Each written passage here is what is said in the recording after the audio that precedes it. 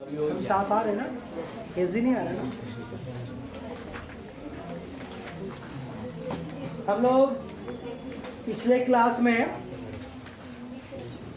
Theorem शुरू किया था, पेज नंबर 59 और थ्योरम नंबर 32। इसके बाद एक थ्योरम और है, क्या नंबर है उसका? Theorem number 33। ठीक, पेज नंबर 60 में है। ये दोनों को पढ़ा देते पहले। ये तो पढ़ा चुके हैं पिछले क्लास में, मिटा ही नहीं है, क्लास ही नहीं हो रहा, टाइम तो बंद है, तभी तो बना हुआ वाला बोर्ड में। तो ये थ्योरम समझा चुके हैं पिछले क्लास में। आज समझाएंगे थ्योरम नंबर 33। इसलिए समझा देना इसको कि ये थ्योरम और ये थ्योरम दोनों क्या बताया था, एकदम अपोजिट है, चचेरा भाई बहन है। अच्छा, चचेरा भाई भाई जो भी तुम समझ लो, रिश्तेदार है आपस में। तो अगर ये समझ में आया तो ये भी समझने में आसानी होगी। ठीक है, इसीलिए समझा दे रहे हैं। फिर इंशाअल्लाह हम लोग मंगल के दिन से बहुत भयानक चीज शुरू करने वाले हैं, करंट इलेक्ट्रिसिटी। इसको पढ़ते पढ़ते आदमी को लकवा मार देगा, इतना बड़ा बहुत बड़ा है। तो एक बार हम लोग थोड़ा चलते हैं फ्लैशबैक में, पिछले एपिसोड में। अब आए थे रियान भाई पिछले क्लास में थ्योरम का वीडियो देखे थे, देख लीजिएगा। शेयर नहीं किया क्योंकि तो सभी देख लिया होगा, वही नहीं देखा। ठीक है, देख लिया। ठीक, तो उस क्लास में, उस थ्योरम में हम लोग क्या पढ़ा था कि एक कॉर्ड के ऊपर सेंटर से एक लाइन अगर परपेंडिकुलर ड्रॉ करेंगे तो वो कॉर्ड को बाइसेक्ट करेगा। ये साबित करना था कि एक सर्किल का एक कॉर्ड है, वैसा कॉर्ड जो कि डायमीटर नहीं है। अगर गर्मी लग रही है तो 2 मिनट के लिए पंखा चारों पीछे का, फिर बंद कर देना। ठीक है, हाँ लग रहा है, हम समझ रहे हैं, ये मौसम ही ऐसा है। लेकिन 2-3 मिनट के बाद बंद कर, 2-3 मिनट के बाद फिर बंद कर देना। ठीक है, हाँ चलाना है, बुकाओ नहीं किया था, फालतू में हो रहा। ठीक है, चलाना तो चलाना, तो छोड़ दो। तो ये भगवान हो गया। चल थोड़ा सा मोमबत्ती नहीं पिघल जाओगा तुम लोग। तो कहाँ तैयार है, पंखा चला बुला। तो एक कॉर्ड है जो कि डायमीटर नहीं है। अगर उस कॉर्ड के ऊपर एक सर्किल के सेंटर से एक लाइन परपेंडिकुलर ड्रॉ कर रहे थे, तो वो जो लाइन है जो परपेंडिकुलर ड्रॉ कर रहे हैं कॉर्ड के ऊपर, वो कॉर्ड को बिल्कुल 2 बराबर हिस्सों में डिवाइड कर रहा था, बाइसेक्ट कर रहा था। मतलब ये हुआ, वही थ्योरम अभी भी लिखा हुआ है यहाँ पर। तो आज हम लोग इसका उल्टा पढ़ेंगे। हम लोगों को ये जो थ्योरम हम लोग प्रूव किया पिछले क्लास में, उस थ्योरम को प्रूव करने के लिए हमको एक हिंट दिया था क्वेश्चन में। क्या हिंट था? वो हिंट था कि वो लाइन जो है, जो सेंटर से ड्रॉ कर रहा है, वो परपेंडिकुलर है। तो इससे हमको ये मालूम हो गया था कि ये एंगल दोनों बराबर होगा, है ना, हुआ था। क्योंकि अगर ये परपेंडिकुलर आ रहा है तो ये भी 90 डिग्री होगा, ये भी 90 डिग्री होगा। तो ये मेरे पास हिंट था, हमको इशारा दिया हुआ था। जो स्टेटमेंट था, हम क्लू तलाश किया है, कहाँ से हम स्टार्ट करें, कौन चीज़ मेरे हाथ में। ठीक है, बात समझ में आ रही? स्टेटमेंट पढ़ के ये मालूम हुआ था कि क्या चीज़ कहाँ से शुरू करना है, क्या चीज़ सवाल में दिया हुआ है, क्या मेरे पास इन्फॉर्मेशन एक्स्ट्रा है, उसको लेकर के हम थ्योरम प्रूव किया था। अब थ्योरम उल्टा हो गया। ये परपेंडिकुलर था तो साबित किए थे कॉर्ड को बाइसेक्ट कर रहा है, यानी कि सी जो था मिड पॉइंट था, यानी कि AC और BC बराबर था। ठीक, ये साबित किया था हम लोग। अब सवाल उल्टा हो गया। क्या हो गया? अब बोलेगा कि एक सेंटर से एक लाइन ड्रॉ कर रहे हैं जो कॉर्ड को बाइसेक्ट कर रहा है, तुम साबित करो कि वो परपेंडिकुलर होगा, है ना उल्टा। हम लोग को इससे पहले वाली थ्योरम में बोला था क्या कि परपेंडिकुलर है तो साबित करो बाइसेक्ट कर रहा। अब बोल रहा है कि नहीं, वो लाइन बाइसेक्ट कर रहा है, अब तुम साबित करो कि वो परपेंडिकुलर है। बात समझ में आ रही है? तो एक तो कपड़ा दे बाबू, हमको सादा वाले थे, वाइट वाले थे। तो इसका स्टेटमेंट लिखते हैं पहले कि समझ में आएगा।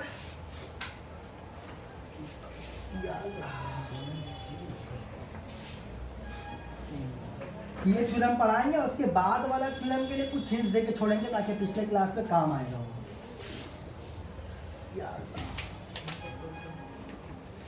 ठंडा मार दिया उसको।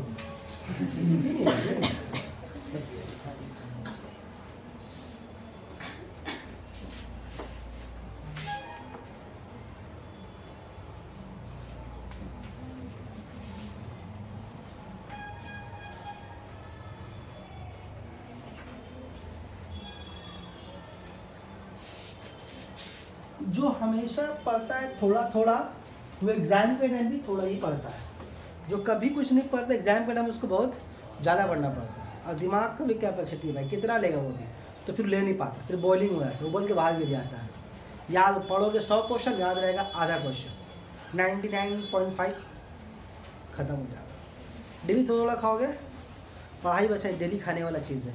तो एकदम एग्जाम के टाइम को लाइव पढ़ लेंगे, पूरा करंट पढ़ लेंगे तो करंट लग जाएगा। ठीक है, हम इसका स्टेटमेंट लिखते हैं। स्टेटमेंट क्या है देखिए, फिर हम कहते चला जी, लेट अस प्रूव दैट, इसको हाथ में लिख के लिखते हैं, फिर हम प्रूव करके दिखाएंगे।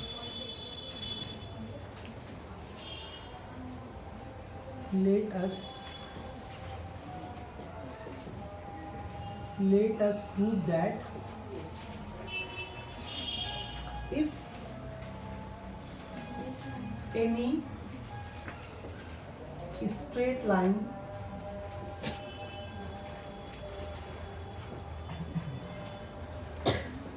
any straight line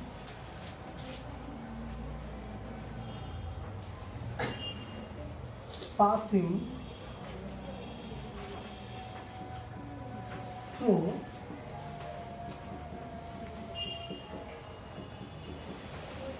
if any straight line passing through center of a circle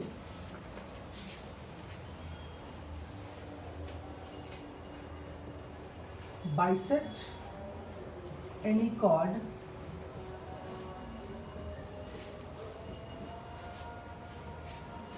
which is not a diameter, यहाँ भी ये बात बोल दिया है, which is not a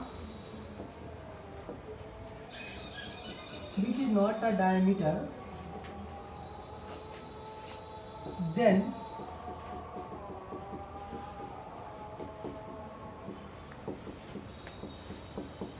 straight line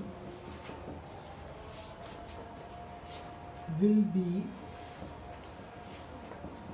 वाला क्वेश्चन है हमारा, perpendicular on that chord। इतना प्रूव करता है ना, जगह तो बहुत छोटा पड़ेगा, फिर कर देंगे, गुजिया गुजिया लिख देंगे। देखिए अभी हम लोग ये सारा चीज मिटा देते हैं, जैसे उस दिन, अभी समझिए कुछ नहीं है, ठीक है सर, ये कुछ नहीं है, ठीक है। अभी फिलहाल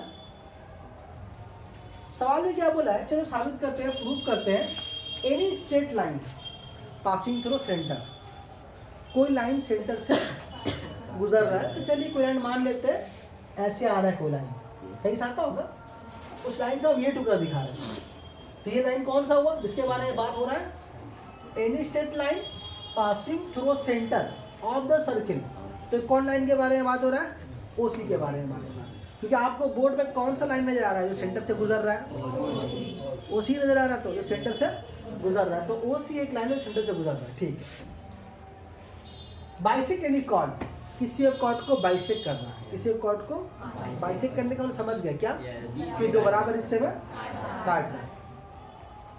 which is not a diameter, वो जो डायमीटर नहीं, पर वही बात है, समझ ये वाला कॉर्ड है, तो मान ले कॉर्ड ए भी है, और उसको एक लाइन जो सेंटर से गुजर के आ रहा है, वो कॉर्ड को सी पे बराबर हिस्सों में काट रहा है।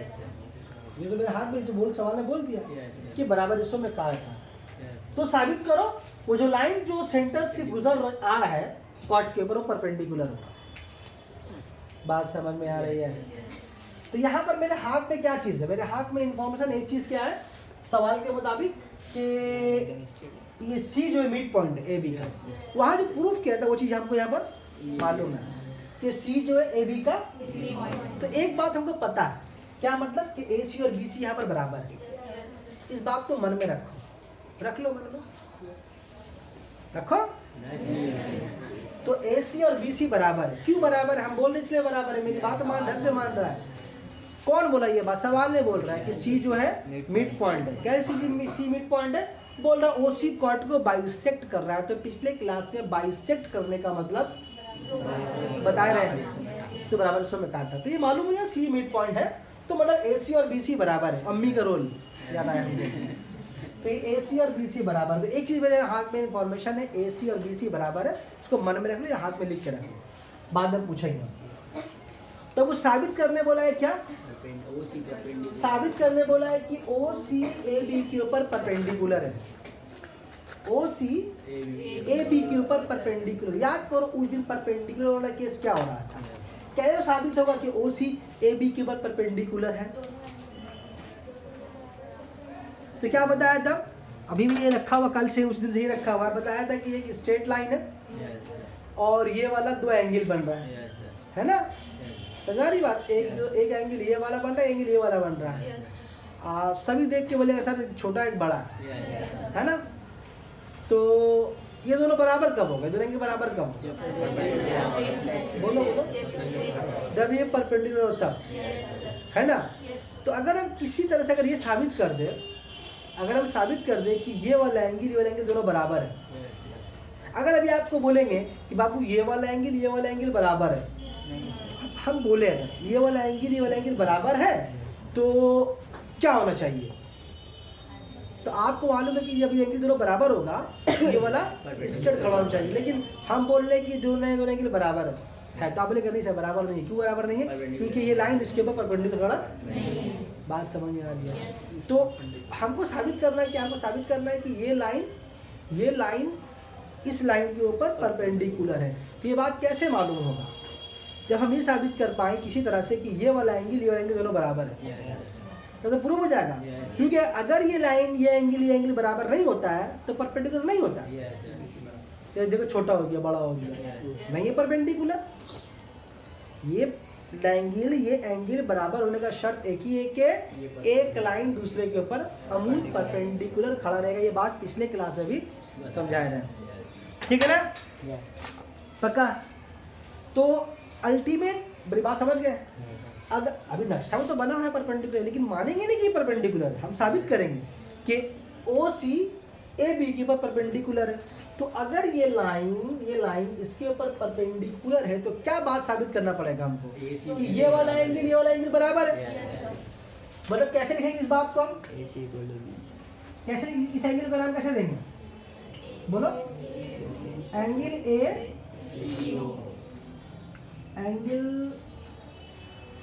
ACO इक्वल टू BCO की बात है,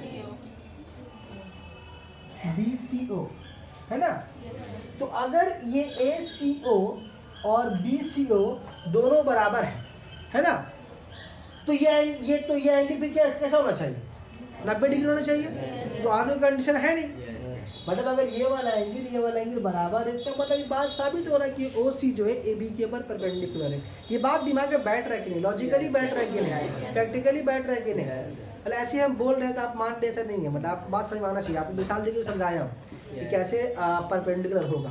परपेंडिकुलर का मतलब दोनों एंगल बराबर। तो अगर ये दोनों एंगल बराबर हम साबित कर पाए, मतलब ये इसका मतलब क्या, ये वाला हम लोगों का आंसर है, ये हम लोगों का। अगर हम ये साबित कर पाए, दिखा पाए कि दोनों एंगल बराबर है, तो इसका मतलब OC AB के ऊपर परपेंडिकुलर हो गया। ये बात समझ में आ रहा है कि पहले साबित करना है क्या, पहले ये पता होना चाहिए। और जो साबित करना वो बात सही समझ में आ रहा है, तब थ्योरम प्रूफ करने में मजा आएगा। ठीक, कुछ और बोलिएगा, बोलिए भाई, नहीं बोलेगा। यहाँ पर इसे उस थ्योरम में क्या लगाया था, फॉर्मूला लगाया था हम ना, SAS सास, यहाँ लगाएंगे हम SAS, ये फॉर्मूला यूज करेंगे। मतलब क्या, मतलब क्या,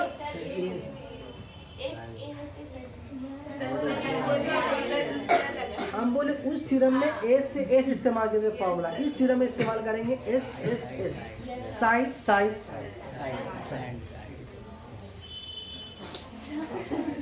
हो गया ना। तो ये वाला ये फॉर्मूला से हम लोग मतलब क्या कि हम लोग दो ट्रायंगल जो वहां पर क्या किया था, जो SAS जो प्रूफ किया था, सास जो प्रूफ किया था, क्या किया था कि किसी एक ट्रायंगल का एक साइड दूसरे ट्रायंगल की साइड के बराबर था, एक ट्रायंगल एक एंगल दूसरे ट्रायंगल के एंगल के बराबर था, एक ट्रायंगल की एक साइड उस ट्रायंगल एक साइड के बराबर था। यहाँ पर ये फॉर्मूला लगाने का मतलब क्या हो रहा है कि इस ट्रायंगल का तीनों साइड दूसरे ट्रायंगल के तीनों साइड से बराबर। और कैसा मैचिंग कराएंगे? कॉरेस्पॉन्डिंग बताया था, सेम साइड को सेम साइड से। अभी कॉरेस्पॉन्डिंग की दोबारा दोहरा नहीं रहे, देख लीजिएगा वो उसका मतलब क्या होता है। चलिए पहला सारा बात तो एक ही जैसा है जो वहाँ पर बोले थे कि मान लिए एक सर्किल है जिसका सेंटर ओ है और ओ सी एक लाइन है सेंटर से जो कॉर्ड ए बी को बराबर हिस्सों में काट रहा है। ये बात तो बोल सकते हैं ना, जो सवाल नहीं बोला हुआ, प्रूफ तो नहीं करने बोला, तो वहां पर नहीं बोल पा रहे। तो वहां पर इसलिए नहीं बोल पा रहे उस थ्योरम में क्योंकि उस थ्योरम में तो प्रूफ भी वही बात करना था। तो यहाँ पर क्या बोल रहे हैं कि फिर से बोलने सुनिए, एक सर्किल है जिसका सेंटर ओ है, सेंटर से एक लाइन ओ सी कॉर्ड के पे गिराया गया। कैसे गिराया गया नहीं बोलना है, परपेंडिकुलर वही तो प्रूफ करना है। खाली बोलेंगे सेंटर से एक लाइन कॉर्ड के पे गिराया गया इस तरह से, किस तरह से कि वो कॉर्ड को दो बराबर हिस्से में काट दे रहा है, यानी सी जो है वस्ती नोक्ता मिड पॉइंट है। यही सही कंडीशन है ना, यही बात है ना। तो हमें साबित करना है, हमें साबित करना क्या है? नहीं साबित, यही आंसर है ना? नहीं बात समझ, क्योंकि ये साबित करने से मेरा काम खत्म हो जाएगा। ये अगर हम ये साबित कर पाए किसी भी तरह से तो मालूम हो जाएगा कि हाँ भाई ठीक है ओ सी ए बी के ऊपर परपेंडिकुलर है। इसे पहले समझे, आप समझाया, क्वेश्चन समझ में आ रहा है कि नहीं आप? फिर से बोलते हैं, एक सर्किल है जिसका सेंटर ओ है, ओ सी एक लाइन है स्ट्रेट लाइन जो सेंटर से गुजर रहा है और कॉर्ड ए बी को नुक्ता सी पर, पॉइंट सी पर जो बराबर हिस्से में काट रहा है।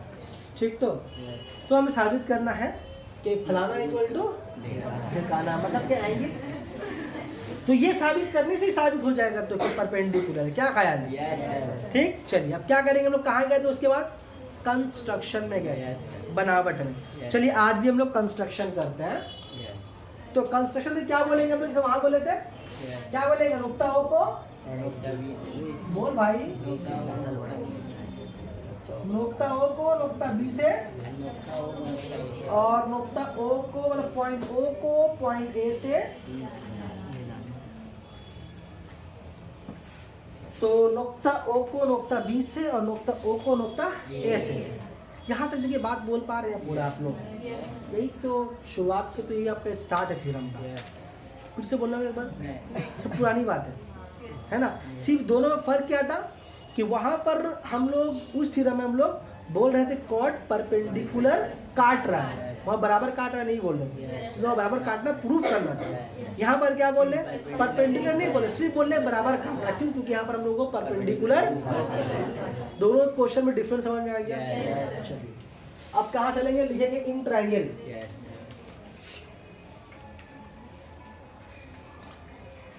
चलिए इन ट्रायंगल, ये प्रूफ हो रहा मैंने।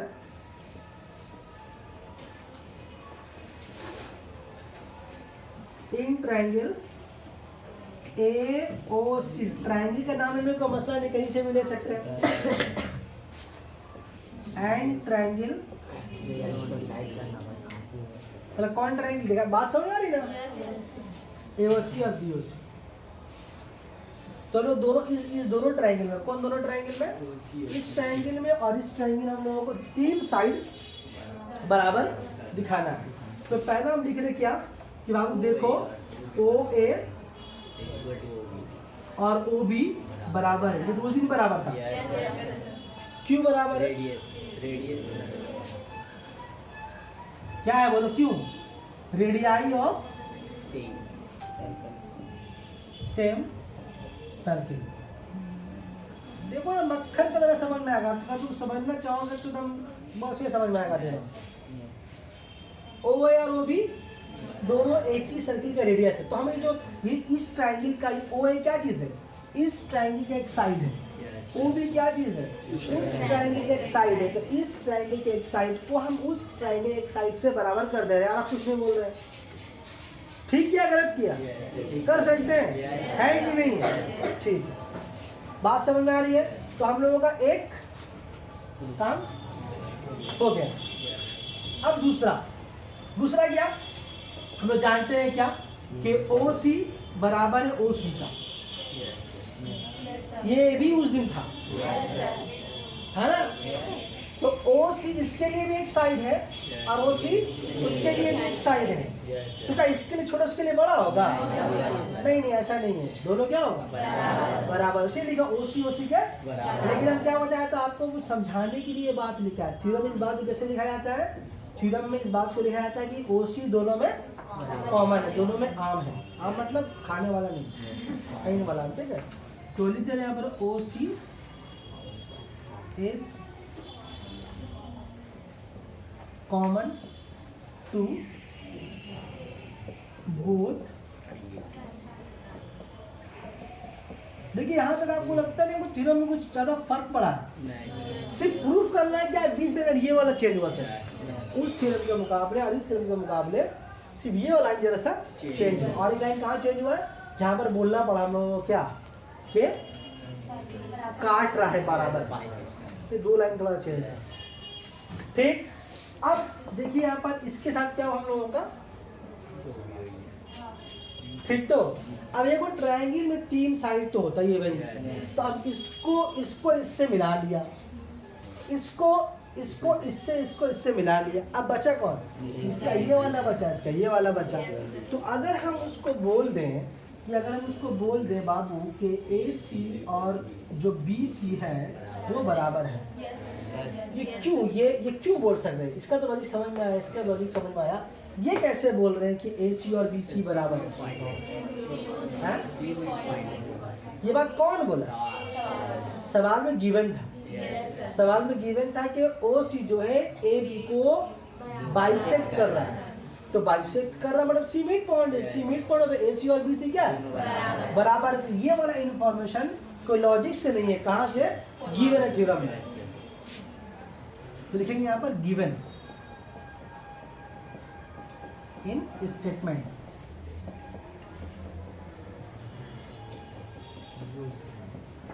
बात समझ में आ रही है? जो थ्योरम को स्टेटमेंट उसमें ये बात दिया हुआ। अब देखिए ये भी हो गया। अब ये कितने खूबसूरती के साथ क्या हुआ, इस ट्रायंगल का 3 साइड, उस ट्रायंगल का 3 साइड, तो इसका मतलब क्या हुआ कि ट्रायंगल क्या हो गया? बोलो ना, बराबर नहीं बोलो। हाँ, ट्रायंगल आपस में क्या होगा? जुड़वा ट्रायंगल हो गया ना, हूबहू सेम हो गया। बराबर बोलेंगे तो बराबर कंप्लीट बात नहीं हो रहा, हर तरीके से बराबर हो गया। नहीं बात समझ आ रही है? मतलब ट्रायंगल कैसे? दोनों ट्रायंगल हो गया कॉन्ग्रुएंट ट्रायंगल, जिसको हम लोग आम भाषा में क्या बोल रहे हैं कि दोनों बिल्कुल जुड़वा ट्रायंगल हो गया। हम क्या बताया था कि ट्रायंगल को, दो ट्रायंगल को जुड़वा साबित करने के लिए हमारे पास 3 बात होना चाहिए।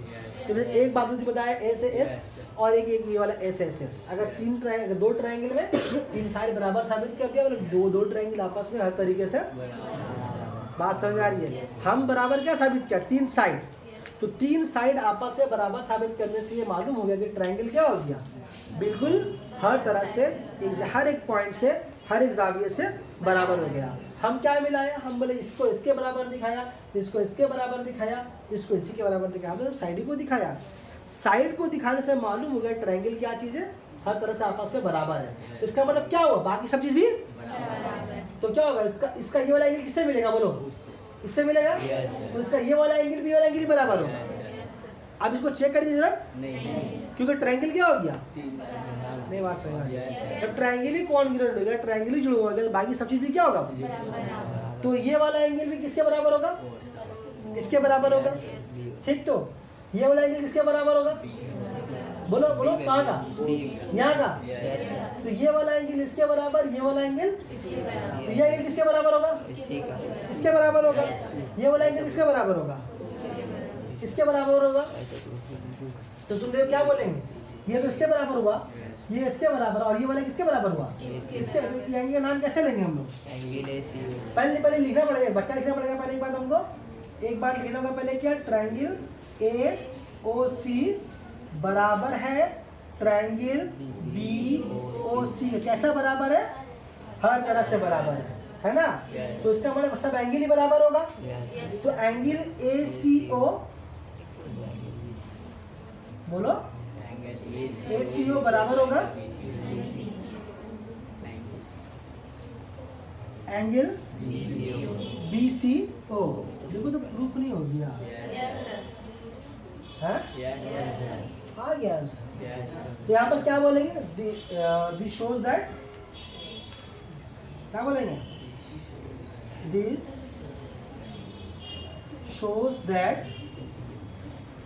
या ये दोनों एंगल बराबर में, इसका मतलब क्या हुआ? कि OC AB के ऊपर, this shows that OC is perpendicular on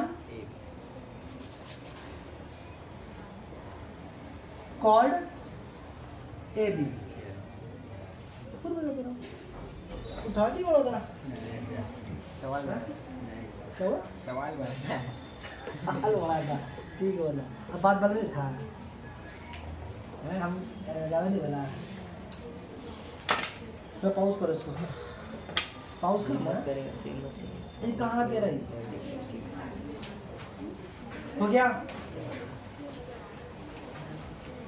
ये दो थ्योरम देख रहे हैं, इस दो थ्योरम के ऊपर एग्जाम में आता है दो सम, दो तरह का सम है।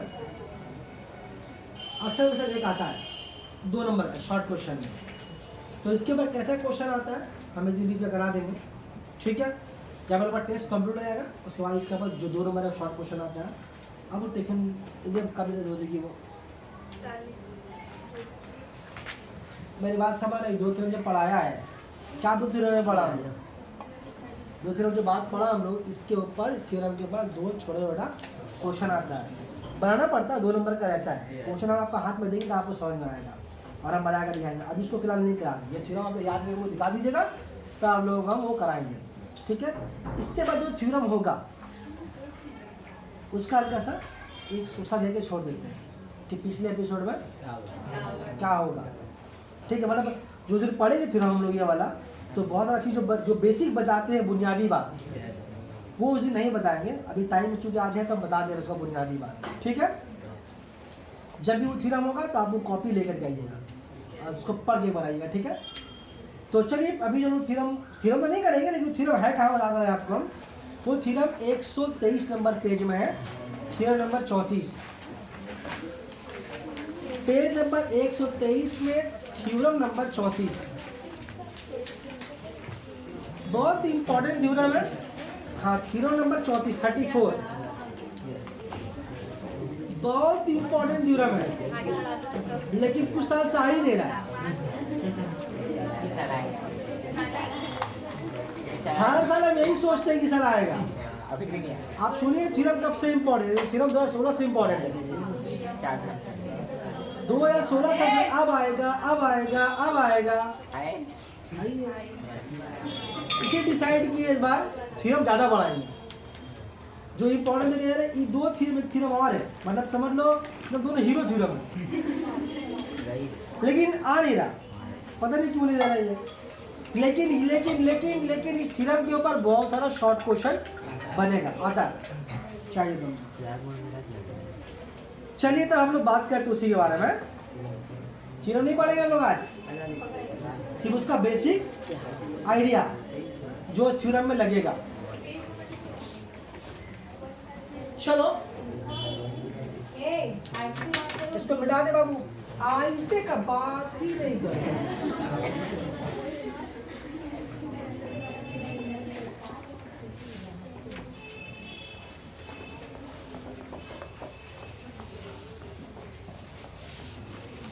जा रे कलम आए, काला चूरन खाते हैं, जुबान काला करके आएगा बदुआ दे देंगे।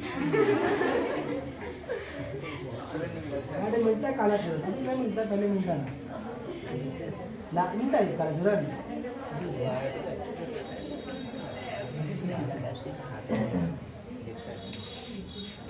ऐ मेरा बिरयानी का प्लेट दो, इस पे कॉइन ले रहा था ये। चलो ठीक है, देखो खापोश हो जाओ।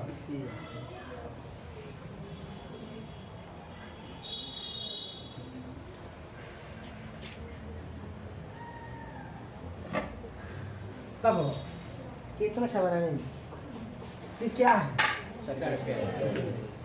एक अच्छे से बनाएगा छोटे शो पीस में, बाकी चीज दिखा कर दिया। अच्छा ये एक लाइन है और ये एक लाइन है, ठीक है? इसको ना क्या बोलते हैं? क्या बोलते हैं? एंगल बोलते हैं। अगर इसके यहाँ पर ए लिखा है, यहाँ पर ओ लिखा है, यहाँ बी लिखा, तो नाम कैसे लेते हैं इसका? नहीं बोलेगा ये बात। बी ओ भी लिख सकते हैं या फिर ए ओ, एक ही बात है ना? अच्छा ये एक सर्किल, इसका अपना एक सेंटर होगा, कहाँ पर होगा? कहाँ पर इसका बीच? अंदाजा बोलना हमको डर है? मान लीजिए एक सर्किल है, ठीक है?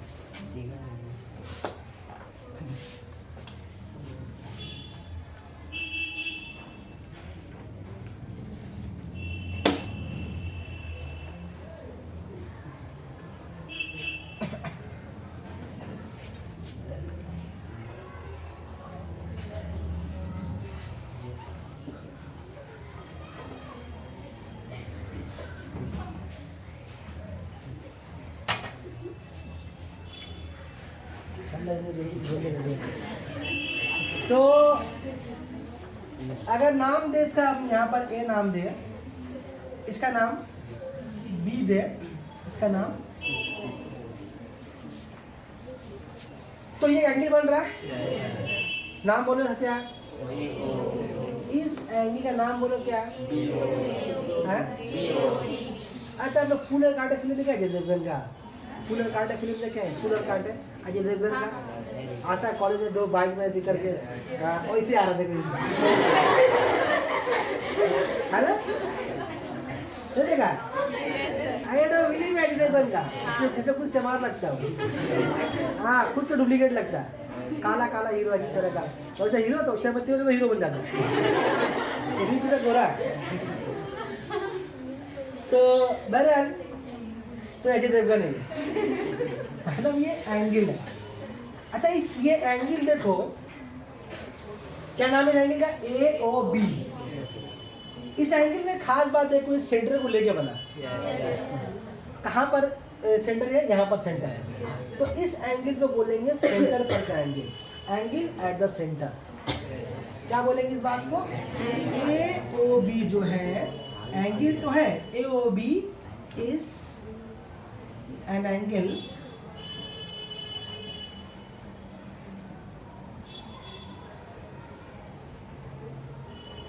Eight the centre. बात समझ में आ रही है? मैं जब कभी भी एंगल सेंटर को लेके बने तो वो क्या कहलाएगा? Angle at the centre. जल्दी ऐसे ऐसे खड़ा हमेशा हो, कभी कभी ऐसे गिर भी सकता है। इसे मान लो ये सर्किल है, ये सेंटर है, तो ये ऐसे ऐसे, ये भी कौन सा एंगल है? अजय देवगन गिर गया है ना? तो ये भी सेंटर का एंगल है। लेकिन अगर मान लो अगर ये सेंटर है और एंगल ऐसे बन रहा, ये एंगल तो है, केवल एंगल तो, लेकिन सेंटर पर के एंगल नहीं है। सेंटर पर के एंगल बोलने के लिए उसको सेंटर पर होना जरूरी है, सेंटर को लेके बनेगा, ठीक? तो ये एंगल क्या कहलाएगा? सेंटर पर का एंगल।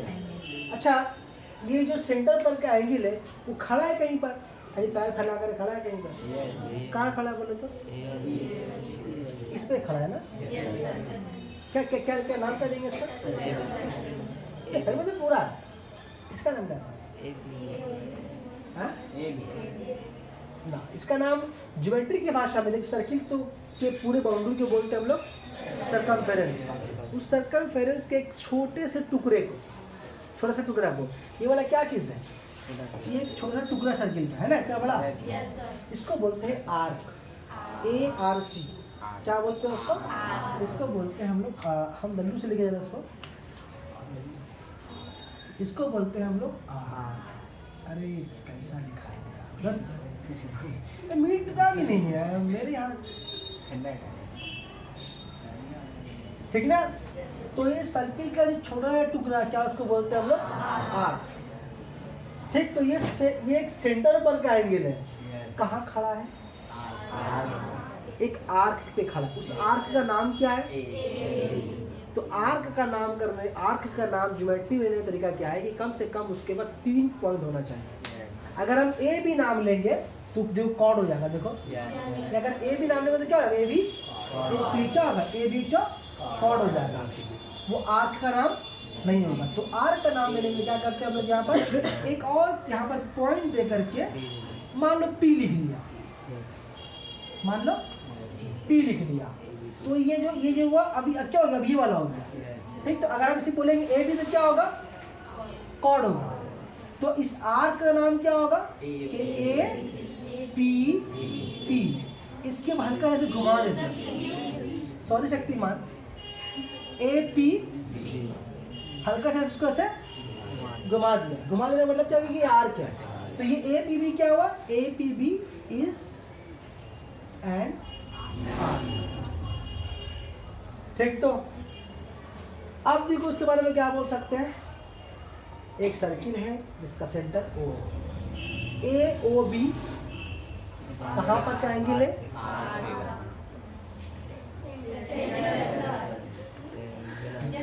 ऐसे के समझ में आ गया ना। तो ए ओ बी कहाँ पर का एंगल है? ए ओ बी सेंटर पर का एंगल है। वेरी गुड, सही समझो। ए ओ बी कहाँ पर है?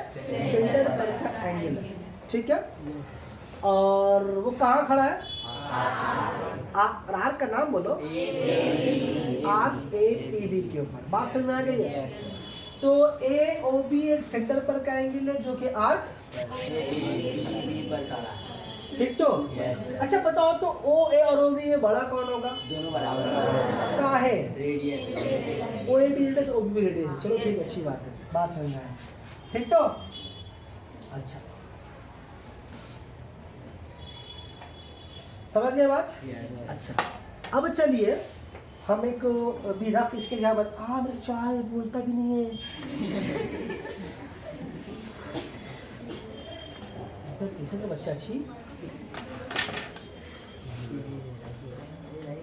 मान लो ये एक सर्किल है, मान लो ये सेंटर है, मान लो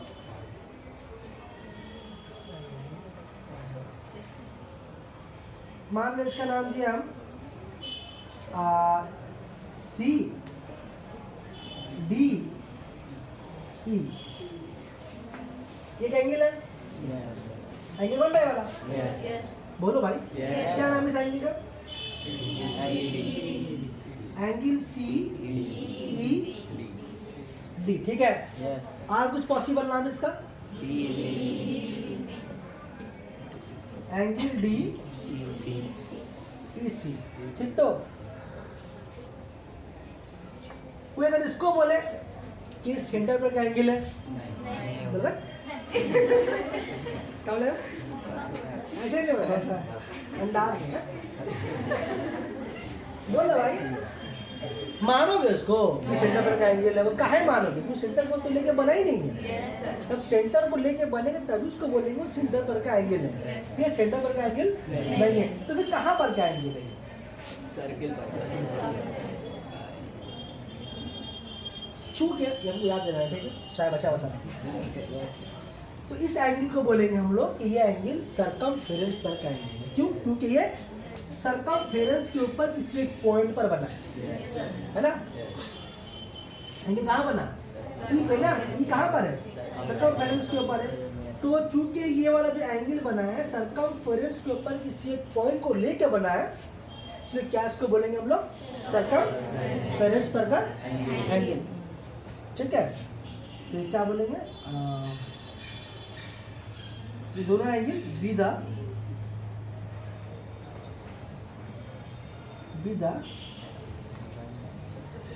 एंगल ऑफ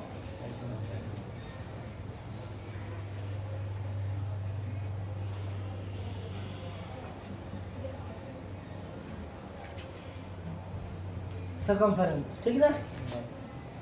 क्यों बोले बस समझ में आ रहा है, एंगल का फर्क समझ में आ रहा है कि किस एंगल को बोलेंगे एंगल ऑफ द सेंटर, किस बोलेंगे, किसको बोलेंगे सेंटर पर का एंगल, किसको बोलेंगे सर्कमफेरेंस पर का एंगल। याद लेकिन नहीं दिला रहा आपको, बताएंगे ना, आपको डिस्टर्ब नहीं करते।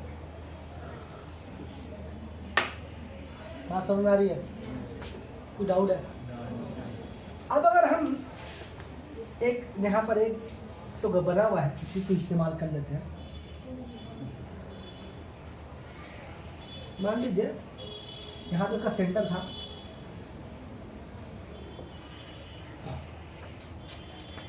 इसका ये कौन सा कुछ खास एंगल है? एंगल तो है, कहाँ पर का एंगल? सेंटर पर क्या, सर्कमफेरेंस पर? हाँ, कहीं ना सेंटर पर का है ना सर्कमफेरेंस पर का, लेकिन एक एंगल है सर्किल के अंदर में, सर्किल के अंदर बन रहा है। ये बात सही है कि एंगल वाला है, लेकिन ना ही वो सर्कमफेरेंस पर का एंगल, ना ही वो। तो आपका जब सब थ्योरम बताएंगे आपको तो उस तरह कुछ केस नहीं आएगा। आपको किस तरह केस आएगा? इस तरह केस आएगा। और वो समझाने के लिए बोल दिया कि अगर उसको बोले, कोई अगर उसको बोले कि वो सेंटर पर का एंगल है, तो उसको बोले सर्कमफेरेंस पर का एंगल है। हाँ, थैंक यू वेरी मच आजम भाई।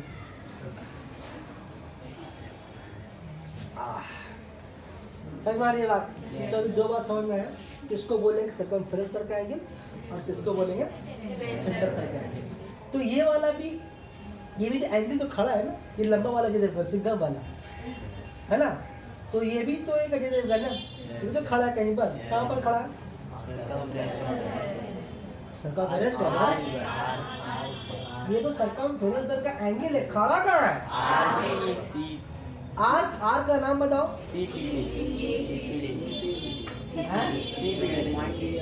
पी वाला देख चुके आपको, जो नाम दे रहे, ठीक है? तो क्या होगा? सी क्यू है ना। आप बोल सकते हैं उसको कि एंगल CAD सर्कमफेरेंस पर का एंगल है, जो कि आर्क CQD पे खड़ा है। बात समझ में आ रही है? आखिरी खत्म। ठीक है यहाँ तक? अच्छा, और दो बात बता के छोड़ते बेटा इसको। अच्छा बेटा तो फोटो लोग ना ले लेना। और सुनो एक बात और, एक जो बात बताएंगे अभी हम, इससे पहले बात बता चुके हैं। कहाँ पे बताया है? जो वो लेंस प्रिज्म वाले जो थ्योरम पढ़ा रहे थे और बता रहे थे कि एक ट्रायंगल का बाहर का एंगल अंदर के दो एंगल के सम के बराबर। वही बात यहाँ पर लगेगी। क्या लगेगा? सपोज कीजिए, अगर इसको हम स्केल ही से बयान ज़्यादा अच्छा रहेगा।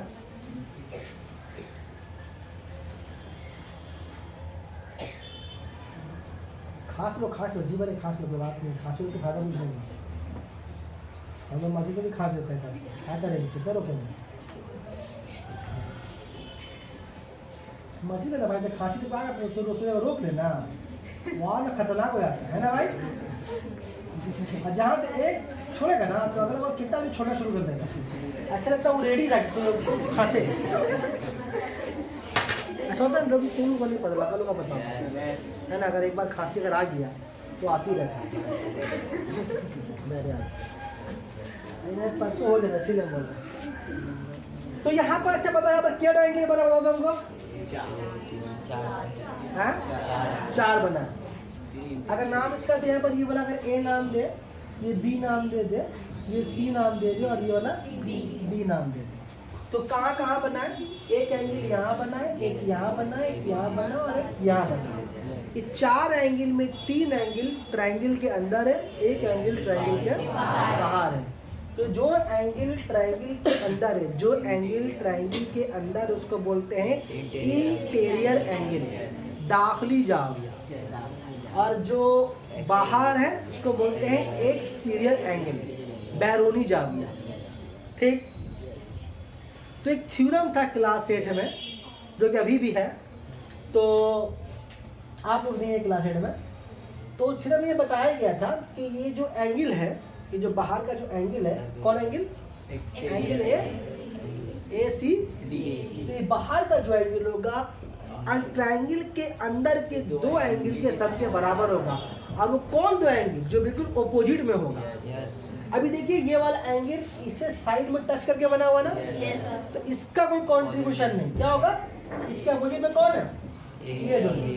तो ये वाला एंगल और ये वाला एंगल के सम के बराबर होगा। मतलब कि ये वाला एंगल अगर हम इसको दाग मार के रखें तो ये वाला एंगल, अगर हम ये बात बोल रहे हैं कि बाहर वाला एंगल अंदर के दो एंगल के सम के बराबर हो, तो इसका मतलब हम ये बोल रहे हैं कि अंदर दो जो अपोजिट एंगल है किसका, बाहर के एंगल का, उसके सम के बराबर है। क्योंकि यहाँ पर 3 एंगल बनता है ना, कि यहाँ ही बनता है, जिसके साथ में जुड़ा हुआ है उसका कंट्रीब्यूशन यहाँ पर अभी नहीं है। ये वाला एंगल इसके और इसके सम के बराबर है। तो ये बात तो हम जुबानी बोल रहे हैं ना, इस बात को हम ही मिले मच्छर को। तो इस बात को ज्योमेट्रिकली कैसे लिखेंगे, इस बात को कि ये वाला एंगल इस एंगल के सम के बराबर है। एंगल BAC, बोलो एंगल BAC, पहले इसको बोलो, एंगल एंगल ACB, ये वाला एंगल बराबर है किसका, एंगल BAC बोल रही हो ना, बोल रहे पहले एंगल BAC, एंगल ABC। कोई बोले CB है तो गुस्सा मत होगा, ABC। बात समझ आ रही है कि बाहर का एक एंगल अंदर के दो अपोजिट एंगल के सम के बराबर है ना। इसका नाम क्या है, बैरोनी जाविया। ये दोनों जो है अंदरूनी जाविया है, वो भी कैसा, अपोजिट है। ये बात पढ़ा है इससे पहले। ये क्या कर रहे मालूम मुझे, जो थ्योरम पढ़ाएंगे ना सब बात उसमें लगेगा। जब हम थ्योरम एक बार बताएंगे और आपको देंगे तो फिर आपको लगेगा नहीं हाँ एकदम बिल्कुल नया चीज़। मत करो ऐसे, अंदर रखो मोबाइल, रख लो, तुम्हारे है ना, घर में करना ना, तुम्हारे तो क्या लगा में रखो। अरे बात समझ में आ रही है। और यहाँ पर क्या बात छूट गई, एक आखिरी बात और, आखिरी बात क्या है, ट्रायंगल का साइड के एतबार से कितना टाइप होता है, ट्रायंगल का साइड के एतबार से 3 टाइप होता है। एक होता है इक्विलैटरल जिसका तीनों साइड बराबर होता है, और एक होता है आइसोसेलेस जिसका 2 बराबर होता है, एक अलग होता है, और एक होता है कि इसका तीनों अलग होता है। तो हम लोग को लेना है बीच वाला, आइसोसेलेस ट्रायंगल लेना है। आइसोसेलेस ट्रायंगल में क्या होता है कि 2 साइड बराबर होगा और एक अलग होगा। बात समझ में आ रही है। तो उसको ही बनाए खत्म करते हैं।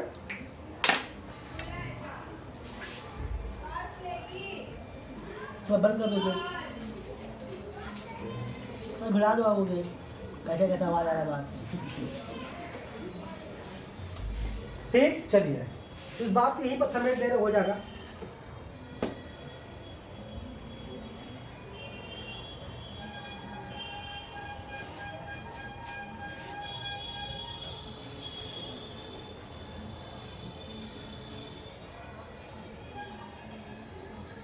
नाप के बनाया बराबर ही है, समझे। तो टेढ़ा अगर आपको दिखना पड़ेगी।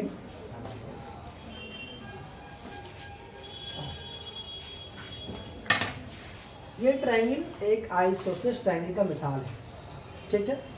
आपको लग रहा टेढ़ा, तो इसका मतलब ये नहीं कि बड़ा ये छोटा है, ये बना ही है, बोर्ड भी टेढ़ा इसलिए टेढ़ा बन गया, खैर उसका मसला नहीं है। अगर इसका नाम दें हम A, B और C, तो ABC एक ट्रायंगल है और एक है ट्रायंगल है, एक आइसोसेलेस ट्रायंगल है। अच्छा, कौन सा दूसरे बराबर लग रहा है आपको, AB और AC। AB और कोई अगर बोल दे सर AC और BC बराबर लग रहा है हमको, नहीं, उसका आंख में कंपास भोग देने का मन है, ठीक ना। तो ये वाला AC और BC बराबर है, AC और AB, सॉरी शक्तिमान बोला तो सिखाई देगा गौतम को, AC और AB। तो ये AC और AB को बोलते हैं इक्वल साइड्स, दोनों बराबर है, AC और AB। और जो BC है, BC जो साइड है ये बराबर नहीं होता, तो इसको बोलते हैं हम लोग, इसको ज्योमेट्री की भाषा में बोलते हैं बेस। किसका बेस, आइसोसेलेस ट्रायंगल का बेस, ठीक। तो एक आइसोसेलेस ट्रायंगल में चार दिखा रहे हैं, सॉरी, 3 साइड होता है, 3 में 2 बराबर होगा, उन दोनों को बोलेंगे इक्वल साइड्स। जो एक ना बराबर होगा और अलग होगा वो बेस होगा। समझ में बात रहेगा? तो एक आइसोसेलेस ट्रायंगल का खूबी क्या, 2 साइड बराबर होता है और एक होता है बेस। ठीक, क्यों बेस वर्ड पे आपका ध्यान दिला रहे हैं? क्योंकि बेस से एक टर्म आएगा, बेस एंगल। बेस से एक टर्म आएगा थ्योरम में कि बेस एंगल। तो बेस एंगल बोलने का मतलब क्या होगा? बेस एंगल बोलने का मतलब ये होगा वो एंगल जो बेस को लेके बना है। आप लक्ष्य हमको देख के बताओ, इस ट्रायंगल में 3 एंगल है, तो बेस को लेकर कौन सा 2 एंगल बना है? एक आदमी बोल दो। ABC और ACB। ABC ये वाला बोल रहे हो? ये मोमिन बोला ये वाला ABC। आप तो क्या बोल रहे हो? ACB। क्यों ऐसा बोले? क्योंकि ये दोनों एंगल बेस को लेके बना है। ये वाला एंगल बेस को लेके नहीं बना, हालांकि एंगल है वो, लेकिन बेस को लेके हम उतना ही बता रहे जितना आपको दरकार थ्योरम में लगेगा। ठीक है, वो थ्योरम में आपको आइंस्टाइन नहीं बनाना, ठीक है, साइंटिस्ट थ्योरम में नहीं बनाना, तो दरकार लगेगा थ्योरम में उतने उतना दे रहे हैं। ठीक है, उतना तो खा नहीं पाते आप लोग, तो इसको बोलते हैं हम लोग क्या, बेस एंगल। ठीक ठीक। तो एक आइसोसेलेस ट्रायंगल में जिस तरह 2 साइड बराबर होता है उस तरह से दोनों बेस एंगल भी बराबर होता है। मेरी बात समझ आ रही है? तो बेस एंगल कौन कौन सा यहाँ पर है? Angle ABC। Angle ABC equal to angle ACB। ABC equal to angle AC, मतलब ACB और ABC ये दोनों एंगल बराबर होगा। बेस एंगल बराबर किस में होता है? सब में नहीं होता है, सिर्फ आइसोसेलेस ट्रायंगल में होता है कि बेस एंगल बराबर होता है। ठीक है, कोई सवाल पूछना है? इससे ज़्यादा थ्योरम का काम जवाब लगेगा नहीं। तो जब ये थ्योरम पढ़ाएंगे, ये वाला थ्योरम पढ़ाएंगे, नक्शा तो अलग से देख, नक्शा कितना ध्यान का नक्शा है इसका, 4 नक्शा उसमें। जब हम पढ़ाएंगे तो ये 4-5 बात हम बताया, आप कॉपी पे नोट कर लीजिएगा और पढ़ के अगर उसको आइएगा तो सच्ची में आपको थ्योरम अच्छे से समझ में आएगा। कोई और किसी को सवाल हुआ है तो पूछ सकता है, वरना वीडियो बंद करेंगे। ठीक है, तो क्वेश्चन है किसी का? अब पॉज कर दो।